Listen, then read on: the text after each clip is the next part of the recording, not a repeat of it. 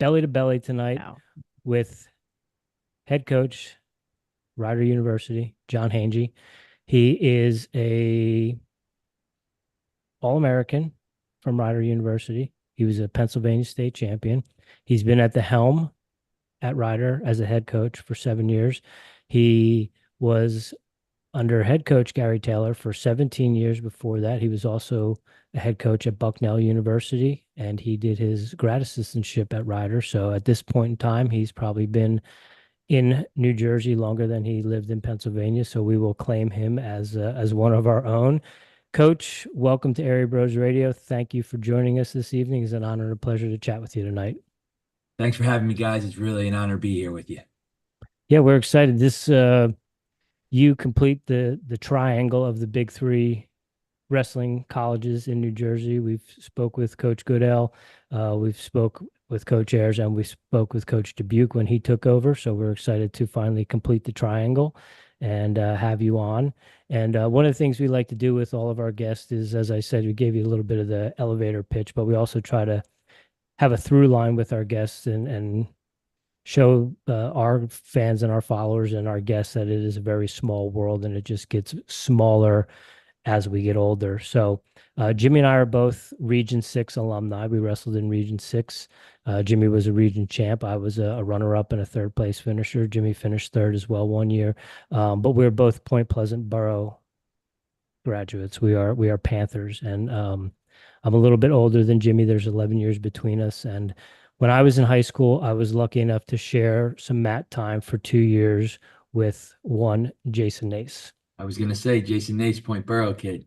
Yes, and so I was very fortunate. He was a great leader. He was a great wrestler, Still is. and he was kind enough to, as an older upperclassman, take me under his wing and would work with me on technique and do all those sorts of things. And so he was there my first 2 years, and then he went off to Rider, and you were there as well. You had finished, but you were still there coaching.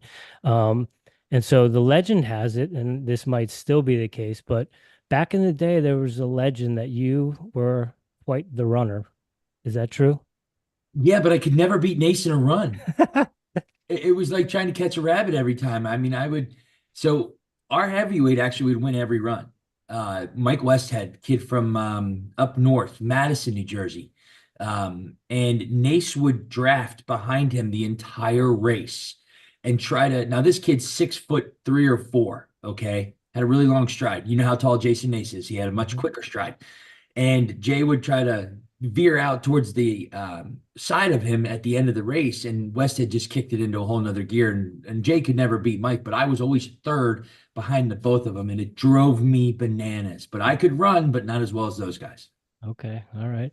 Yeah, we had another gentleman on the team who was all state in cross country and track and field too. And our Tuesday and Thursday 2 mile runs would end up always being like a cross country race. And Jason being a soccer player, he was quite capable of keeping up with us. And No we doubt. would be we would be out the door and taking our gear off and putting our wrestling shoes on before most of the rest of the team got even started with their run. So That was par for the case with Jay in college for sure. No yeah, doubt. awesome. Coach, probably the most important question we're going to ask you of all night. You're a Pennsylvania guy, but you've been in Jersey for a long time. We got to ask, is it pork roll or Taylor ham? Pork roll. It's pork roll. All right. I've been here since what? I was a freshman in 1988, and it's never been anything but pork roll to me. And I'm an import, so to speak. But yeah, it's always pork roll as far as like all my friends and the guys that I hang with, and it just doesn't ring right when you say Taylor ham. It doesn't ring right, so it's definitely pork roll. Absolutely. I think pork roll is definitely winning at this point, Jim. I agree. yeah, I mean, there's only a handful, and they're all the Ivy League coaches that say Taylor Ham at this point. They're trying to be too educated about it, too cute about it. Just call it what it is, right? Yeah. Yep. Coach, before we get rock and rolling, if you have any of the social media platforms for the team or for yourself or anywhere you want the fans that aren't already supporting the school or any recruits that you want to reach out, the floor is yours. Our Instagram is all lowercase, no space, Rider Wrestling. It's pretty simple. We actually do a really nice job with that. One of our former managers, Lisa Fallhaber, who's also a Region 6 gal, she went to Brick Memorial. She was close with Dean. No, did she go Brick or Brick Memorial? It might be just Brick because she was very close with Dean Sherry, who was also an alum of our program. Um, she lives out in Pittsburgh, but she does it remotely for us, and she is in charge of all of our social media, and she does a wonderful job for us. So that was the Instagram. You can tell I'm really in tune with this stuff. And my Twitter is Coach Hangey with capital C, capital H, and a space between the two. Awesome. So I follow my guys more than I post and do anything like that. So I make sure I calm my coaches down sometimes when there's things they want to respond to. I'm like, leave it alone, leave it alone. We don't need to do anything like that. But it's important for a small mid-major program like us to have an outlet like that we can broadcast our kids' successes and our kids' opportunities and get it out there to the masses and demonstrate that there is support out there for those guys for sure. It's a very helpful vehicle. Yeah. I'll even say one more thing and then I'll let you take over, Jim. Another through line for you. I think the first college wrestling match I ever went to was Ryder versus NC State, and that was probably in 92 or 93, one of the first years that Jason was wrestling. You all wrestled NC State. Moyer. I got beat by Moyer that day. Yeah, it's a bad memory right there. Sorry. He was no, never apologize. He was an extremely tough kid. It was I'm trying to remember. I can visualize. I couldn't hit my switch on him. He was a PA kid as well. So it was like two PA kids going at it in a Jersey gym, but he was tough. And I was he an All-American in 92? I can't remember if he was or not, but I know that was a tough dual meet, and I was still pissed that I lost that match. Well, Coach, you say 92 you were there wrestling, and like Rich said at the beginning, you took 3 years. You went to Bucknell, but then you came back and you were an assistant for 17, been the head coach for 7 years. Do you feel like Rider Wrestling is a part of who you are? There's no question. After I graduated, I spent 4 years being a graduate assistant, volunteer assistant type thing, and then I got the head coach at Bucknell. But I'll be straightforward with you. When I was leaving for that job, I already accepted the job at Bucknell, and I was just asked my wife, who now of 27 years, to marry me. I was in a car at Walgreens crying my eyes out because I was leaving Ryder and I wasn't ready for it, emotionally at the moment, because Gary Taylor had done so much for me and I was so close to the program, and I was there for maybe 9, 10 years. But I went, and then 3 years in, I got asked to come back because I took over under some really bizarre circumstances at Bucknell with the head coach being dismissed and things like that. And then they slammed me with NCAA sanctions my second year in from what the previous coach had done. So my first phone call was to Gary, and then he created the position for the head assistant for the first one we've ever had was 2000. And I came back with the intent to stay as long as Gary wanted to stay, and then let him go out on his own terms, which he did. And then thankfully he anointed me as his heir apparent, and I guess the rest is history. So they still like what I'm doing 7 years in. So I think I'm doing an okay job. And I heard you say in doing some research for this interview that Rider Wrestling is like a family-owned business. What does Rider Wrestling mean to you? What do you feel that Rider Wrestling represents for kids that are coming in? What's kind of, I don't want to say sales pitch, but what's kind of the motto, or hey, this is what you're going to get when you come here. This is what the program's about.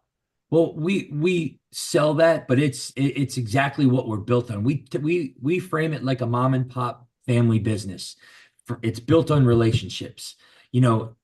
Scott Goodale is in the Big Ten. He's got total different pressures than I do at Ryder, because he's got like the powers that be in his conference it's just off the charts. My conference at least is balanced. Now I have to compete on a national level with guys like Scott in the Big Ten, but the pressures that he gets are different than the pressure. I get a chance to actually develop my kids. And he develops his kids, but the pressure's like they got to do it as a freshman, they got to do it as a sophomore at a place like that. Whereas if my kid struggles his first year, they know that the process is unfolding. The administration, I'm talking in our fan base and our alumni, but they know that the family process and all our All Americans were the same way. All 20 of them were developed the same way with relationships between the coaches, their teammates, and themselves, that they were all poured in from the ground floor and up and built on relationships, which is what makes it a family business. And that's what we sell it on, and that's what worked really well for me because I came from a really small town in Pennsylvania and I fell in love with Coach Taylor as a person and a coach and a mentor. And that's what I'm trying to do in return as the head coach at Ryder. And that's, look, I met my wife there. My children grew up in that wrestling room. My daughter never wrestled, but my son is actually attending Ryder next year as a wrestler. And my family grew up there and they're devoted Ryder fans. So it's a whole family, business, so to speak, from my perspective. But that's really what we do when we talk to kids and parents. We sell them on the relationship piece of it because it works for us. You bring up Coach Goodale, and you guys were the top team in New Jersey for a long time, but before they kind of made that coaching change. And we were talking to the Old Brook Memorial coach last week, Dan O'Cone, and Mhm. we asked him what the secret to success was at TCNJ when he went there, and he said a lot of guys would go Division I and then come back and either go to Ryder or go to TCNJ. And we've even had Dan Miller on, who was someone who went to Ryder after he went to, I believe it was UNC. Mhm. So what was the change like when kind of Rutgers kind of took over that spot as far as getting some of the top recruits? Have you guys seen much of a difference? I'll tell you right now, we don't win many recruiting battles against Rutgers because of the facilities in the Big Ten. And I don't blame those kids because that's the upper echelon, so to speak. But there's only so many spots in a lineup, at Big Ten programs, and those kids sometimes go there with the best intentions as they always do. But if it doesn't work out for them, they find a home. Take Quinn Kinner, for instance. He went to Ohio State. Sammy Alvarez next year is coming to us. It's a thing where sometimes they miss that family element, that home, relationship element that they thrived on in high school.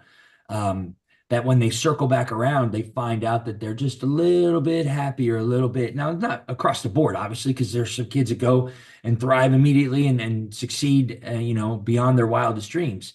But sometimes it's just the right kid has to fall down the right path for them to fall back to us. And we've done a really good job with transfers. Two out of our last three All-Americans have been transfers. So it's something that we make it a point, especially as popular as the transfer portal is now, you make it a point to find a home for those kids, make them thrive, and then it only helps you with future potential transfers.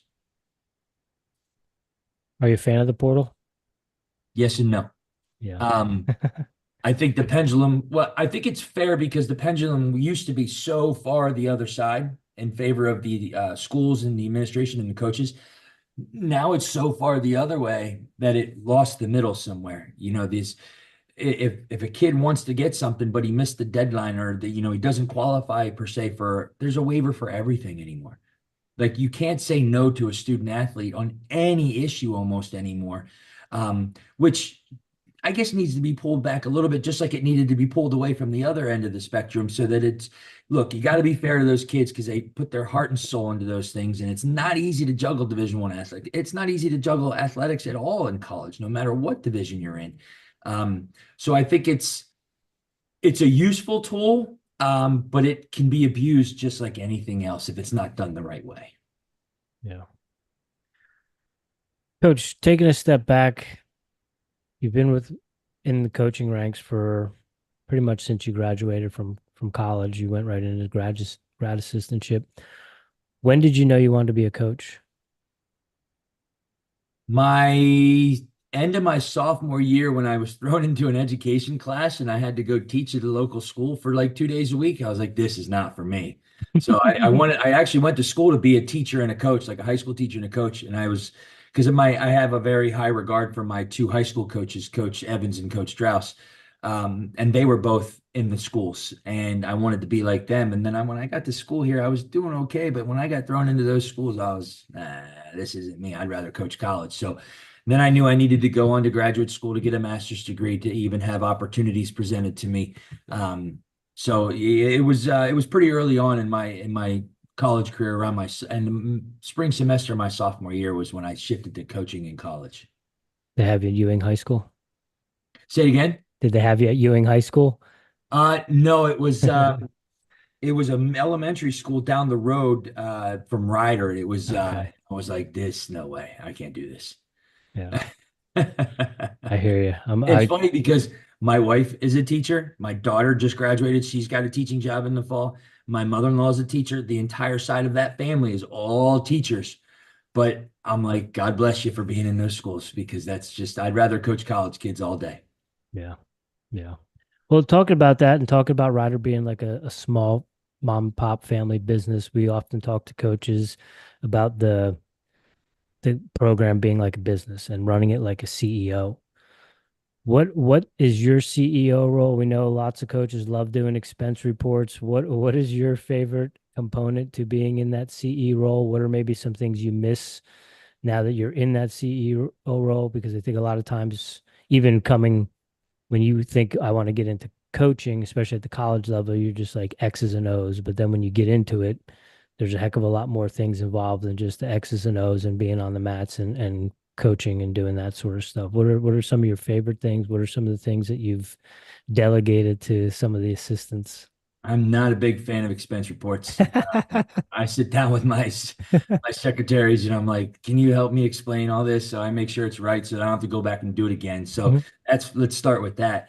But I think what I do different than what Coach Taylor did, you got to remember when he was coaching and I was learning from him, there was no real emails, there were no cell phones, there was no social media. So we literally took the state programs from tournaments and wrote down all the names, mailed letters, waited for questionnaires to come back, then started making calls. So it was like the Pony Express in essence, to get to recruits. Visits were much more, you do home visits, you bring them to campus, but now it's immediate. What I do different is coach never gave away responsibilities until you earned them over a longer period of time. I remember having to prove myself that I was capable of doing certain tasks. Coach, I'll do that. Coach, I'll take care of it. Sit me down. This is how you have to do it. This is how you. So I would do it just the way he wanted to. Then when he gave me the range, so to speak, I would tweak it and make it work more efficiently, in a more modern type of way. But as things evolved and I'm now the head coach, I brought in a giant support cast of people. So I have the Nick Bedlion, who's my right hand man. We've been together for 12 years. Him 5 years as a second assistant under Gary, and then 7 now as my head assistant. And I wouldn't ask anybody else to be my head assistant. He is my guy. He's extremely good at what he does. We always say Hangey and Bedlion takes on the world. We just always think on the same wavelength. And then Ryan Wolf is a great assistant coach for me, who was also an All-American for us, does a wonderful job with my upper weights. And I wouldn't ask for anybody else to be in the room because he bleeds Ryder. But what I've done is I've hired a director of ops. I've hired an additional academic advisor. I have 2 of them that are just for the wrestling program. One is an alum, one is a professor at the school. I hire Lisa Fallhaber to do my social media. We brought on a kid to do video and photos. I pay a girl that was a freshman at Ryder who now goes to Pittsburgh to do our social media gifts and memes and all that stuff so I bring all these people into the program because they're much better at those jobs than I am. And so I tell everybody I do a lot less, but I'm busier than I've ever been. Because I'm always getting reported to. I'm always checking in with those people to make sure we're doing everything. But my favorite stuff is to go and have meetings with administrators or people on campus. Like it's the relationship piece that I keep the campus glued to the wrestling program.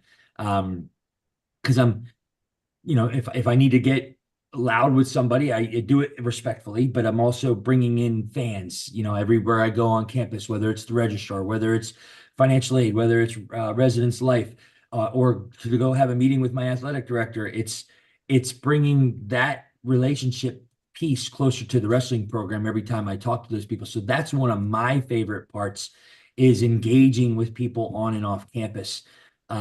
Because I know that the legwork is being done by my people that I've surrounded the program with. So that's kind of how I see my CEO role on campus, and it's worked really, really well. We raise a really good chunk of money every year. We've got great alumni support. We've got a great booster club.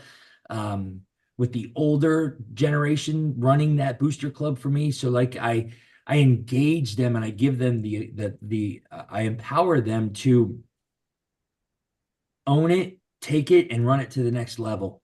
But with my leadership and guidance the whole way, and it seems to work. But like I said, I don't do as much as I did, but I certainly am much busier. And I would say the biggest thing I miss, and it's why you get into coaching in the beginning, is running practice. The energy level just goes. I mean, I'm 54 years old right now, and there's days I walk in there and I'm full of all piss and vinegar and I'm ready to rock and roll. And then it takes 2 days to recover for me because it just isn't the same. My hips are sore, my knees are bad. Ask anybody, I hobble around more than anybody. But it's today was great. We had a volunteer summer practice today, and we had like 25 kids in the room. And I'm working with Tyler Klinsky, I'm working with Colton Wisleski, Mackenzie Bell, Sammy Alvarez. We're just working to getting better, and that's fun to me. Teaching wrestling is fun to me. It's just I don't have the energy to run a practice day after day after day after day. So that's Nick's job. Yeah. Well, you look great for 54, coach. Appreciate that. Appreciate that. My knees would tell you something else. Yeah, I hear you. Coach, you said wrestling is fun for you. How do you keep it fun for the guys in the middle of the season when you have a guy that might have 5, 6, 7 losses in a row that is ready to pack their bags and go home, or just they can't turn that corner? How do you remind them that it's fun? How do you keep it fun during the middle of the season? We had a kid, Francis Dunn. You might remember him, Booton Yeah. kid, 97 All-American for us, New Jersey state champ. And Yep. Booton is maybe one of the smallest towns in New Jersey. You literally go down a hill, up a hill, and you're out of the town, I think. But he had lost like 9 matches in a row. And this was when Gary was around. And we just stayed with them. Just, hey, look, you're our guy. At a certain point, they get nervous and they start getting down on themselves and be like, hey, just you'll win the next one. You'll win the next one. If it goes 10 more, who cares? We're in your corner, and I think I did the same thing with Gino Fleury, who graduated a couple years ago. We were to Virginia Duels, and you could just see the stress level was like weighing on his shoulders because he wasn't performing to where he wanted to perform for the team. Hence the mom and pop relationship type thing. So I just pulled him aside and I said, why are you so stressed out? It's just a wrestling match, bud. I mean, there's bigger problems in the world, but you're my guy. I'm sticking with you no matter whether you win or lose this next match. And it like you could just see the weight of the world get off his shoulders. So I try to find the trigger that gets to that kid personally, because it's not the same answer for every kid. Sometimes it's try to tell him a joke, try to break the ice a little bit, but it's really hitting the chord where the kid, like Gino's a very much a company guy, so to speak. Francis Dunn was a company guy. And when you have guys like that, you just got to play on their devotion to the team and their commitment to themselves and just say, look, we're sticking with you here, man. I mean, you're going to come out of this eventually. Just stop trying to make it like yesterday and just wrestle, because when you don't make it yesterday, all of a sudden tomorrow is going to be a better day. So we just try to like pluck on those strings that, can kind of get to their hearts a little bit and release that stress. And it seems to work. So we do a decent job with that. So And you bring up Francis Dunn, who was an All-American, and I believe there's 20 All-Americans. Is that correct? And Yep. And that's a big deal at Ryder, being that mom and pop shop. I bet that all those guys still probably come back around and still part of the program. Do you think there's something to be said about going to Ryder being one of those 20 All-Americans opposed to going to a Big Ten school where All-Americans are kind of a dime a dozen and their names on the wall and that's about it? I would imagine there's more camaraderie maybe with what we have because it's on a smaller level, but it's a significant accomplishment any way you slice it. And I think that the kids that go to those Big Ten programs want that accomplishment for themselves, but there's a lot of kids that all want that same spot at that same weight sometimes at that same school, and that makes it tough. So maybe it gets watered down because of that, but man, it means a ton for the guys that are at Ryder. And that 97 team was an amazing team for us. They finished ranked seventh in the country in the dual meet poll. We had three All-Americans that year with John Carvalera, Jason Nason, Francis Dunn, and we had another kid in the round of 12, Chad Liat. And it was just, that was probably the peak of our team. At 97, we had the best team there. And those guys are still a really tight knit group, even the guys that weren't All-Americans then. So to your point is, I think that there's camaraderie wherever you go. I just think maybe it's a little bit deeper with a smaller school because it just means a little bit more sometimes because it's harder to do at a smaller school, I guess. And before at the beginning, you said to Coach Taylor when you came back that, hey, I'm going to be your guy. I'm not going to go anywhere. And then you said you never try to push him out. Was there anything that when you took the helm that you were ready? All right, we're doing this. Coach Taylor never let me do this. I want to do this. Uh, I didn't change much because look, there's things that I still like sayings that I still say that are Coach Taylor sayings. The thing that I do different is I probably wrestle more Power Five schools in a given year than he did. And I think that that's an important thing for me because recruiting is important to let those kids look. If you're in the hunt with a blue chip kid, you got to offer something legitimate.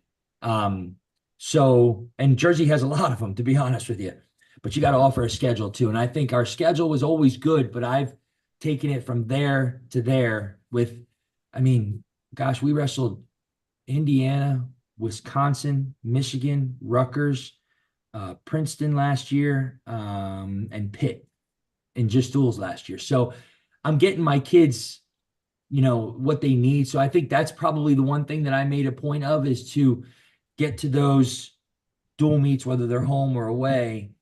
Even though we wrestled Wisconsin back in the day, we had NC State in there when I was in school. We wrestled Penn State before. So not drastically different. It's just more modern times that are forcing my hand a little bit more with the social media stuff and all that stuff. So Coach ran an amazing program. He's an amazing person, amazing mentor, and I couldn't have asked for anybody else. So why not duplicate what the heck he does? He was pretty successful at it. You're talking about Jersey kids and Jersey wrestling, and it's Pennsylvania is Pennsylvania, but we like to think Jersey's right up there in the thick of things, top five, if not top three from high school wrestling. Is it? Do you have to venture outside of the umbrella of New Jersey much with recruiting? I mean, how far are you going? Can you build a program just on Jersey kids with how many top-notch programs and clubs and everything there are in the state? Without question. Yeah. Look, you place first, second, or third in the state of New Jersey anymore, you can win a national title for crying out loud. You're that developed because the competition is that stiff in the state. And Jersey wrestling is high school wrestling is the club capital of the world. I mean, there's a wrestling club every quarter mile that is, and if there's one there, people start another one up because they think they know better than the other club, So, but at the same time, it also gives a lot of opportunities for those high school kids. And geographically, that's as important as anything as well. But as good as North Jersey is, it's cyclical because back in the day, I remember South Jersey had like 9 of the 13 state champs. This is going back in Dave Miller's time. Now that's the North Jersey status. So, things are cyclical in the sport. But I think when I tell you I have 16 incoming kids this year, every single one of them are from New Jersey because I know you can build a team on New Jersey. Besides the fact that they get better financial aid packages than the PA kids do, and they cost me more money on the athletic side. But I can get a kid equally as good as a PA kid coming out of high school for a lot cheaper, and he can stay in his home state and represent his home state. So it's an easy sell for me to a Jersey kid. And when I was in school, it was probably 50-50 PA and New Jersey. I would say our roster is 90% New Jersey right now. Because no, you don't have to go outside the state. If you find a kid that you like because he jumps off the page at you, you go after him. Doesn't matter where he's from. But you can circle back and find 4 or 5 kids that are equally as good with him in your own state right now. Yeah, the club thing is like you said, it's unmatched. And I'm down here in South Carolina, and I came here to take over a wrestling program, and I was shocked when I found out that the wrestling clubs don't operate during the season.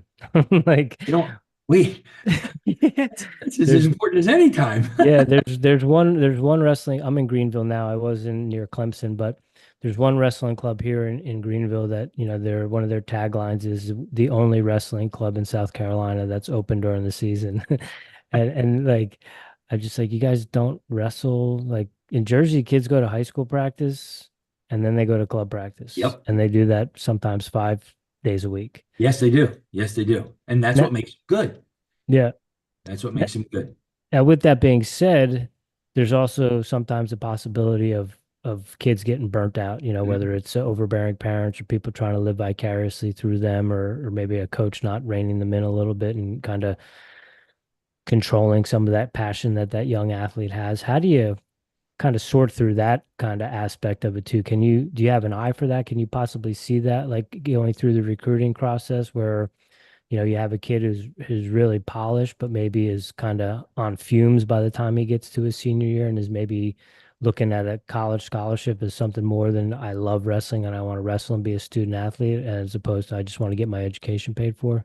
Man, if I had that crystal ball right there, I'd be a genius. That's so we try to do the best we can. We Yeah. watch the kid really closely and we watch how he interacts with mom and dad, with coaches, with his teammates.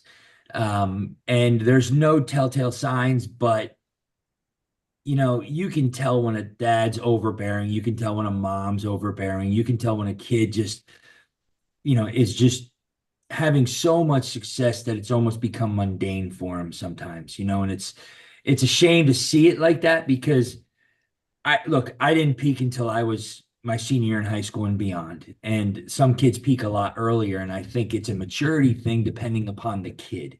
Um, and you see those kids that mature really early and have success early that don't duplicate it, and that's a pretty good indicator there.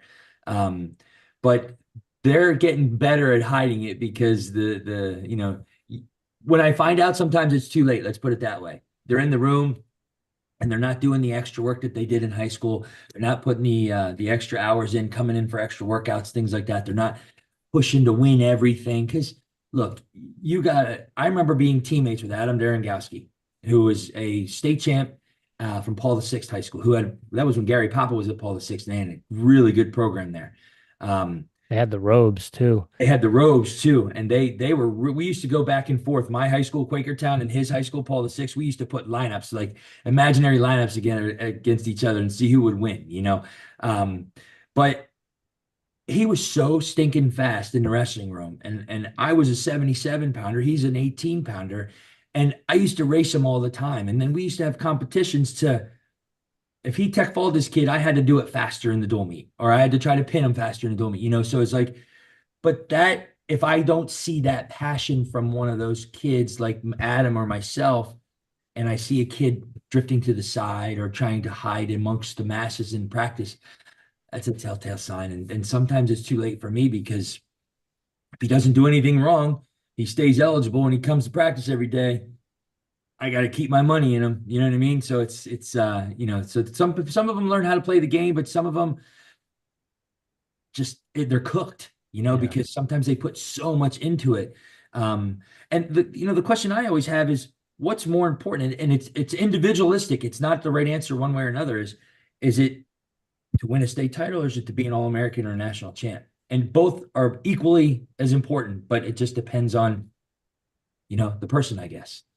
So, because not everybody gets the opportunity to do the college, injuries happen, things, whatever, but it's sometimes kids get so satisfied early on and they can't reduplicate that work ethic.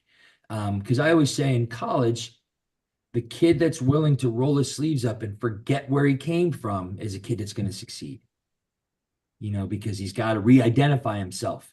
Remember when you were a freshman and you were trying to establish yourself as a freshman wrestler in high school and you're like, oh, I got to do this, I got to do that. Well, if you don't have that same vigor as a freshman in college, then it's just you got to check it a little bit. You got to make sure you're doing the right things there. So, like I said, I wish I had a crystal ball, but I don't, unfortunately. Yeah. Man, coach, you just nailed it with that statement. But you said before it's about the relationships, and that's kind of what you focus on. Is there any getting a kid back once he's cooked, or once they're gone, are they gone? Usually when they're gone, they're gone. It's tough because we had a kid we pulled into the office this year and we just tried to have a heart to heart with him. We weren't yelling at him, we weren't scolding him, we were just trying to be like, look, where are you at? Talk to us, be straight with us, and he knew the things that we were, stating were correct. And it lit a fire under his butt. I'll give him that. He changed the way he was doing things. He changed the way he was doing his academics a little bit, and he's done a much better job now. Sometimes they don't see it going on because they can't see past their nose. But then the observation, when you pull them in and you be like, instead of being like, you're doing this, you're doing this, I've never seemed to get very far by doing something like that. I pull them in, I'm like, first of all, nobody wants to walk down the hallway to my office because there's a couch there that they never know what the outcome is going to Mhm. be. So they're all nervous in my short little hallway, which is a good thing. But he sits down, he's all nervous. I go, relax, sit back. We're just gonna have a conversation. And it seemed to relax him. It seemed to kind of help him get open to me.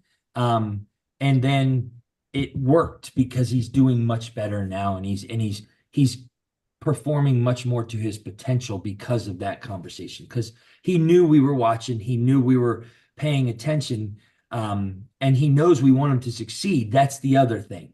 We're not looking to say, okay, you're not doing your job, get out. Look, we'll help you out. What can we do to help you do your job? So that because it only makes our whole program better when everybody's on the same page. Coach, 7 years in as a head coach, like we said, 17 as an assistant. What do you want your legacy to be at Ryder when you leave? I want kids to know that I did everything that I could to help them get where they wanted to go. Um, I want kids to come back and say, Coach, those were the best years of my life in college. Maybe I didn't,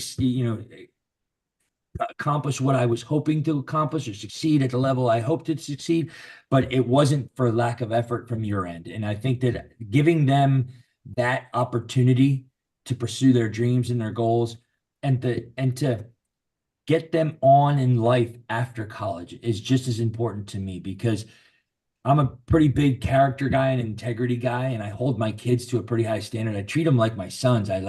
They know when I'm disappointed in them. I don't have to even scream or raise my voice. They know when I'm disappointed. That awful look that your dad gives me. You're like, oh man, I just screwed up. Well, I'm pretty good at it. And it's like I want them to understand what I'm trying to mold them into. Um, and I have a very good relationship with a lot of guys, the guys I went to school with, guys that I coached, and guys now that I'm the head coach for. So it's really just them seeing them succeed outside during wrestling and then beyond wrestling is really what I want my legacy to be about. You mentioned that disappointed dad look that you're pretty good at, and Rich and I, as we talk to a lot of coaches, we hear they really don't care about the wins and losses. It's attitude and effort. Mhm. And Rich and I were having this conversation the other day about I can't think of many times where my effort wasn't there. And you mentioned, being disappointed. Do you ever have that at that level where, most of the time kids are putting out their best effort? It's not really like a kid goes out there and the effort's not there. No, you very rarely have that. Very rarely, unless there's an injury or something like that that they can't, but they're just trying to do the best they can because maybe we don't have any other options that night or something like that. But no, that's pretty rare, the effort part.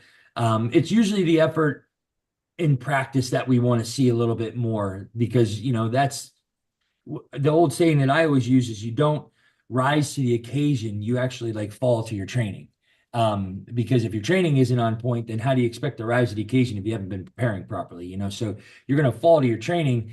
And if your training's off, then your effort's still good the night of, but it's just not ready because the preparation wasn't quite where it needed to be. So that's where the other part has to come in. I think that's behind the scenes though. But I don't ever remember really a kid going out and just tanking an effort for us and stuff like that. It's pretty rare.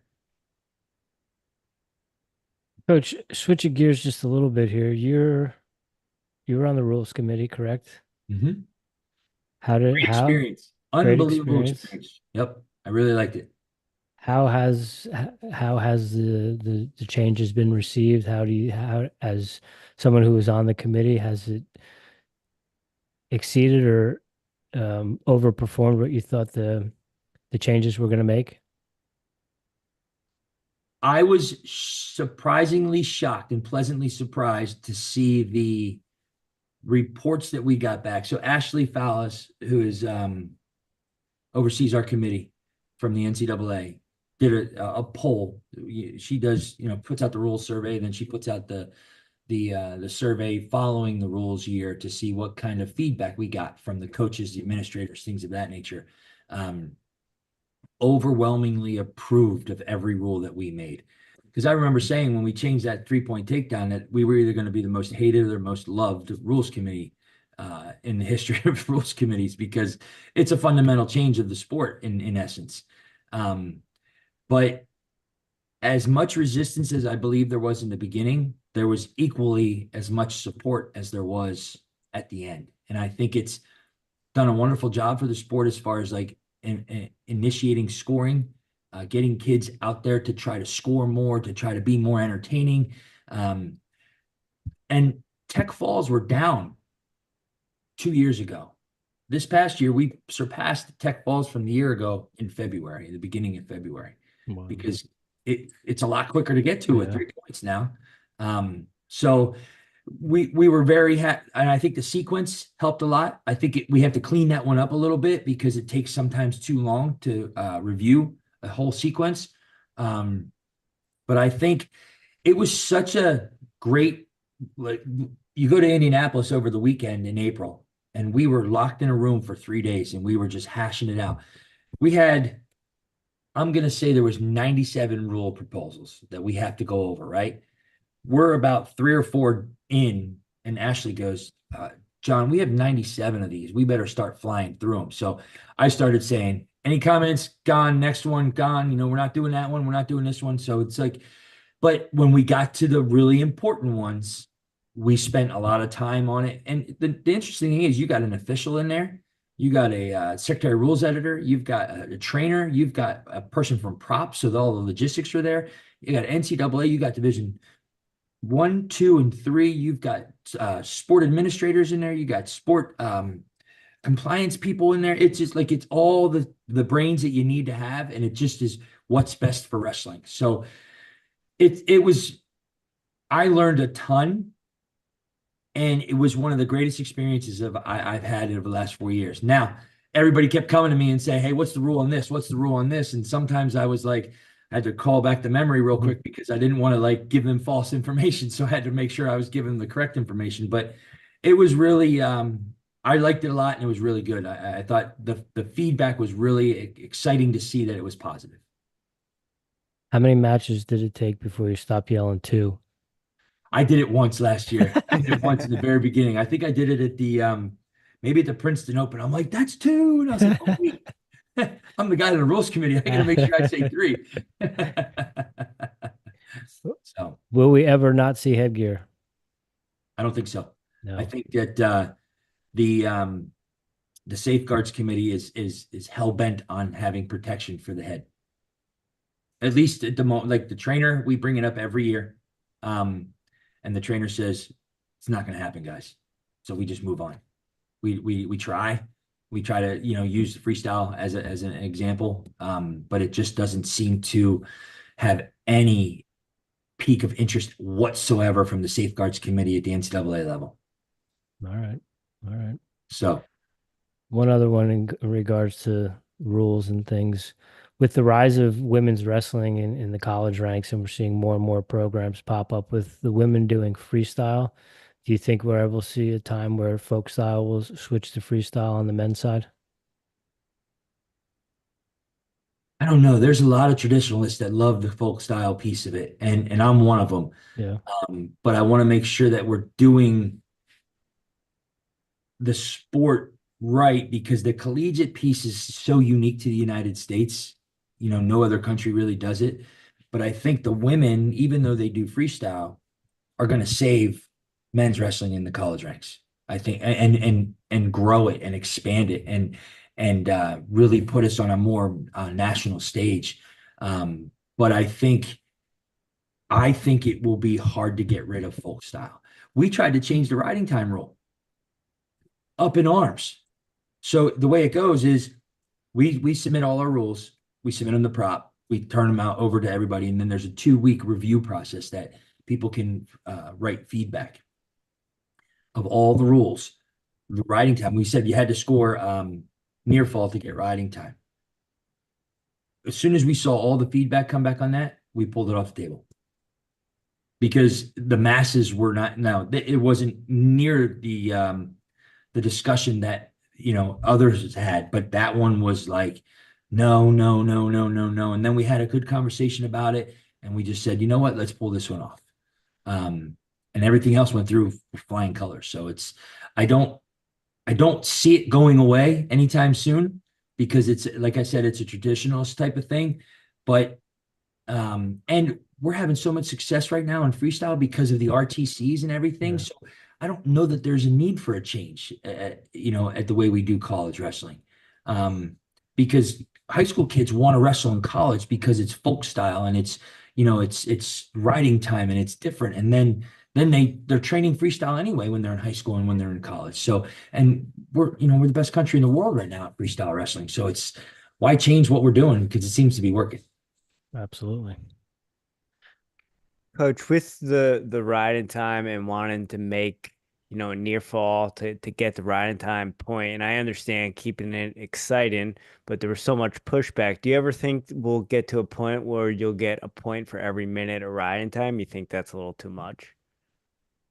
I think that's probably too much because we changed the riding time rule because we felt that wrestling was becoming a take you down and hold you down type of sport versus, 'cause, let's use Penn State for an example. They use the rules in their advantage where they would hook that ankle so they're technically out to the side, so they're not stalling, and they would ride and you couldn't get off the bottom, and they were great on their feet, so you couldn't take them down either, but it wasn't very exciting. So we tried to change that, but I don't think they're gonna be open to 1 minute, a point, a second minute, another point. I will tell you, I wouldn't be surprised if the scoring in dual meets changed coming up soon. There's been a lot of talk about that. We didn't really we talked about it, but it never really rose to the point of a rule change for us. Let's say you guys are wrestling in a match and Rich, you win 8-7. Well, your team gets 8 points and Jimmy, yours gets 7. Instead of, okay, you just beat me 8-1. Why do you get only 3 points and I get 0? So maybe it's whatever you score in the match, you get that for your team. Think about how the incentive can be. Okay, if the team score, we're losing by 8, and I need to get another takedown, but I might get that major decision, I might just hang on normally and get my 4 points and not have to worry about it. But if I can get another 3 points and my team will be winning because I got an 11-3, now 14-3, now my team's winning. So it could provide even more incentive for scoring points. So I think that might be something that they venture into this coming April, which is the next rule year's change. Yeah, was that Jim was Coach Fierro from Clarion that was I talking believe about that so, yeah. cumulative team score? That seems like a It's an interesting fun concept. idea. It really is. It's got a lot of merit to it because, okay, look, we wrestled Penn State the one year we lost 36-3. Does it look better to lose 36-3? Or does it look better to lose 110-40? Who knows? I'm not saying one's right or wrong, but at least it looks like we scored more points than 3 points. Yeah. And many teams have gotten shut out by Penn State, but maybe you score because they cut you. That's a point. Now you're on the board. So it looks a little bit better. And think about the Penn State Iowa dual meet. Instead of it being 20-16, it might be 75-74. Who knows? It might be something much more interesting. And then the strategies change a little bit on scoring. So it could be an interesting concept. Probably take criteria for ties out of the equation too. Yeah. Probably Yeah. be pretty hard to tie. Well, I got one last one, Rich, if you don't have anything. I got one All last right. one too. Go ahead. So, Coach, we like to do this because, it gives us more teams, more people to root for. And I know you just said you guys have a huge New Jersey recruiting class. And I know all coaches aren't going to say, oh, look out for this guy next year, look out for this guy next year. But who do we need to keep an eye out on next year in the coming season? I got 3 guys in that incoming class that are ready to make an impact. Sammy Alvarez, obviously, he's a transfer coming in. We're going to slot him in at 49, and I'm very excited about his potential next year. Michael Campanero, you remember that name? Vaguely, maybe. He gray shirted last year. He deferred to NYU, which I'm surprised he did, but he was at West is it Essex? Essex, I believe, high school. Mhm. He just won those Zingo Nationals, and he beat a really good recruit from Rutgers, a kid from PA. He's going to make a name for himself at 33 with our program potentially. And then Colin French, I like him out of Southern a lot. He's our kind of kid. He's a kid that doesn't beat himself. He's strong as an ox, and his frame is just enormous for an incoming freshman. And he'll be either 97 or heavyweight because we're probably going to redshirt David Zuba for a year, which is best for David Zuba, which means it's best for our program. So it's going to hurt me a little bit because David's very good, but it'll give Colin a chance to develop and jump in with both feet, and then we can redshirt Colin at another time. But I think between Michael Campanero, Colin French, and Sammy Alvarez, I think that those guys are the guys that are most ready to make an impact in their first year at Rider. Sammy just had 1 year. Well down the line, but they're going to need a year to grow and develop and get to those open tournaments and find out what college wrestling's all about. And it takes a month to figure that out. That it's really, really hard, if that long. But it's something that they need to get their feet wet a little bit more, and then they'll be better down the road for us. Sammy just had 1 year. Unfortunately. Yeah. Okay. Yeah. He just graduated from Oklahoma State, so he's coming back to go to graduate school and fulfill his last year of eligibility. And to do it in New Jersey is pretty special for him. So Yeah. we're excited about it. We're excited too. Coach, last one I have for you. You have 20 All-Americans. Rutgers had a big jump in 2019 with 2 national champions.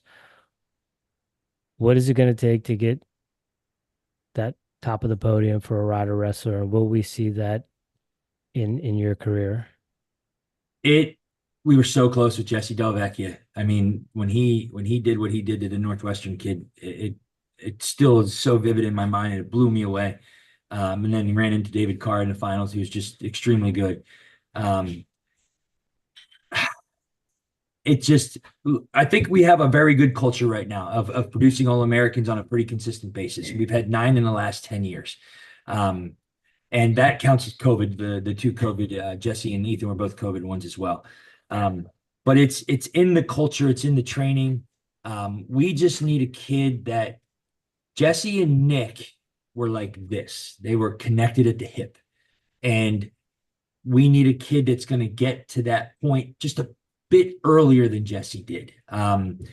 And because Jesse had a transfer whole thing and he had to kind of re-fall back in love with wrestling and stuff, and he did a great job. But as a freshman, it'd be nice to have somebody bug Nick and bug Wolf to get in there and bug me to get in there. And because that's what it takes. It takes a village, as they always say, to be able to do stuff like that. But it also, I need somebody that's coming in and says, I can be a national champ.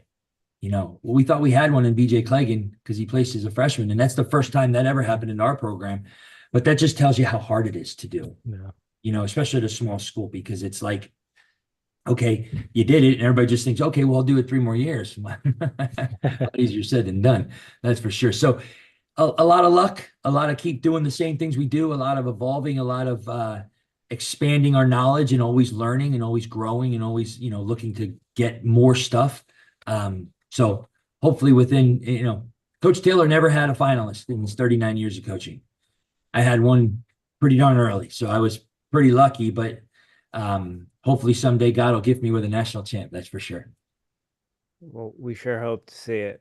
Yeah, I can remember that semifinal too. Oh, that was great. That was so that little half that little half Jesse does, was a Gene Mills thing, obviously, but he always did it like a tilt.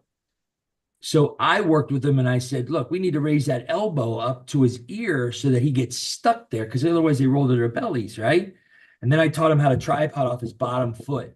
And that's exactly what he did to Deacon when he stepped over. And he's like, you taught me that. I was like, no, you did it.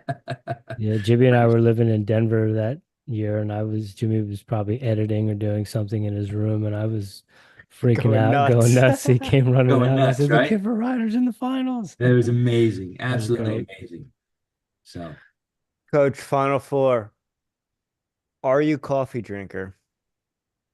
very much so. How do you brew your coffee and how do you take it? I take it black, and I put a shot of espresso in it at the house. We just got back from Italy, so that's all they do is drink espresso over there. And I'm like, I kind of like that. So I was drinking Americanos over there. Mhm. I guess it's hot water and an espresso shot, Yeah. right? And those suckers never sit down over there. They drink their coffee standing up and then they're on the run. No, no wonder they're a pretty lean nation like that, right? So I came home and I bought a barista, and so now every morning I make a pot of coffee. I make it dark, and I make a shot of espresso in the morning, and then I'm trying to curb my habit of going to Wawa and get another 24-ounce on the way to work, because that's an awful lot of caffeine for a guy. But I'm doing better with that. But I'm a big coffee drinker, Love it. especially in the winter. Yeah. Especially in the winter, and it doesn't derail or curtail in the summer at all. It's hot as heck out there, and I still have a cup of coffee in my hand. But winter is just so much even better. Just nice warm cup of coffee. It's the best. How do you take yours? Depends what time of year it is. It's mostly black all the time, but right now I'm on the nitro cold brew or an wow. iced coffee. That's kind of what I like to do in summer. I'm in Florida too, so it's kind of like I don't Hot. want anything hot right now. But Right. in the winter, I usually do a pour over. How about you? Yeah, I do a pour over in the winter. I'll do heavy cream just because I like a little cream, and that slows the caffeine uptake. And now I'm on a little something I learned. I've never been to Portugal, but it's something I've taken from Portugal, and it's a coffee version of an Arnold Palmer. So it's 50% lemonade and 50% iced coffee. That sounds delicious. Yeah, it's pretty amazing. So I just thought of one more thing. My favorite drink in the winter is peppermint coffee. Peppermint mocha is an unbelievable drink in Christmas time. Yeah, oh, If yeah. it starts coming out, I'm always on it. Always on it. Coach, do you know what they call a cup of coffee with a shot of espresso in it? I do not. It's called the black eye. Is it the black eye? Yeah, 2 shots is no, I'm sorry. 1 shot is a red eye, 2 shots is a black eye. I may have to just up my ante to a black eye. Don't even tomorrow. I think that it's such a strong flavor but it really gets you going. It really Yeah. does. Oh, Wakes you yeah. up, and you just appreciate a good cup of coffee for sure. Where'd you go in Italy? Venice, Nice. Milan, and Rome. We went for 10 days. And it was a graduation present for my daughter who graduated college and my son who graduated high school. So I made it Nice. a trip for the family to go to Italy. So Nice. it was an unbelievable, amazing trip. I recommend it to anybody. It was just an unbelievable life experience. Was the weather good in Venice? Hot. Yeah. It was Was it really flooded hot. though? Yeah. Say again? It wasn't flooded, was it? No, no, No. it actually Good. wasn't. There was a bunch of construction on some of the things, but other than that, no, it was just really hot. Yeah. So, and the food's incredible. So, it was really a great experience. Awesome. Coach, number two, we got for you. Do you have any daily practices or rituals you do on a regular basis to show up as the strongest version of John Hangey? I I make sure that my appearance is intact every day.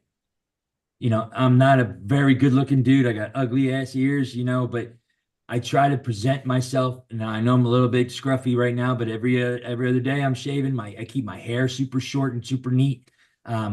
So to me, that's my image. That's my perception. That's how I want people to see me. So to me, that's me doing my thing and making sure that I am one of the first ones, if not always the first one in the office, is another thing that I try to do. I try to always beat everybody there, and it's pretty easy. I mean, my assistant coaches have young kids, so they're busy with their kids at home. But other than that, not really. No, I just show up and do what I'm supposed to do and help everybody do what they need to do or they want to do. Right on. Well, you know you're in Jersey. You're in Jersey. You might be a transplant, but you're probably a native now. You're caring about your outward appearance like that. That's a Jersey thing. Coach, and I can appreciate that with my getting older. I make sure I'm trying, fresh. I mean, I might have the long hair, but I try to look presentable. There was a period of my life where Rich had to sit me down and be like, bro, you dress like a middle schooler. You gotta get not to say that the pink shirts are much better, but at least I got a collar now. There you go. Yeah. There you go. So you listen to some at some level, you listen, right? Yeah. Coach, what are you listening to right now? Music, podcasts, audiobooks? Are you reading anything? My favorite book is by the guy that trained Michael Jordan. It's Winners Win. Is there no? It's forget the name of the book, but that's my favorite book by far. I could listen to that over and over and over again. And my music, my daughter turned me. I'm a country music guy, being from Pennsylvania, um, and I'm not a giant rap fan at all. But Hardy is my artist right now. My dad passed away 2 years ago, and my daughter introduced me to a song about that Hardy wrote, and I was like, "That's the best song ever." So, and he has a lot of other good songs that kind of I like. So Hardy and that book that Michael Jordan's trainer wrote. Okay. The Hardy's Country. Hardy Country. Yep, Hardy. Okay. That's the artist name, Hardy. Okay, I'll check that out. Also, one of the The country, best song he does, I'm sorry to interrupt, the best song he yeah, does is Give Heaven Some Hell. Yeah. Give Heaven Some Hell. Okay, That's the that's song about my dad right there. That'll get you going. That'll get your juices flowing, your goosebumps flying, everything. That's a good song. all right. I'll look that up. And one country, when people bring up country, one artist Jimmy and I like to recommend is a gentleman named Charlie Crockett. Oh yeah. Way back in the day. My wedding song was a country song. Now, don't ask me to remember the name of the song. But it was John Michael Montgomery was the artist. I can tell you that much. My wife and I agreed to a country song. Okay. Is she a Jersey girl? She grew up in the town we live in. So yes, she's a Jersey girl. Okay. And I you're a lose mom? that argument every year, guys. I go, can we go to PA? Nope. It lasts about 3 nanoseconds. Coach, last one we have for you. Do you have any guilty pleasures? Could be Ooh, food, could be maybe a craft beer or whiskey, maybe a cigar. You have a daughter, maybe you're a Swiftie. I'm not a Swiftie, I can tell you that much. I am probably I'm a I never was. I'm a have become an old fashioned fan of the drink. Mhm. but I'm more of and this was before I went to Italy, but it's been reinforced as a red wine fan now. Okay. Red wine has been my thing of late. All right. Nice. So, especially with a plate of pasta, that'll satisfy you for a couple hours for sure. I hope absolutely. Well, I went to Italy. All I did was drink red wine and have pizza. Breakfast, lunch, and dinner, That's right? it. Coach, thank you so much for your time tonight. We already have been Rider fans, just default Jersey wrestling program, but Love it. getting to talk to you a little bit, pick your brain, get the philosophy of the program. You guys gonna have two more guys rooting for you down in the South, so Love it. best of luck in this next coming season. Guys, thank you so much. This was a great experience for me. I really appreciate your support, and I wish you guys the best of luck as well.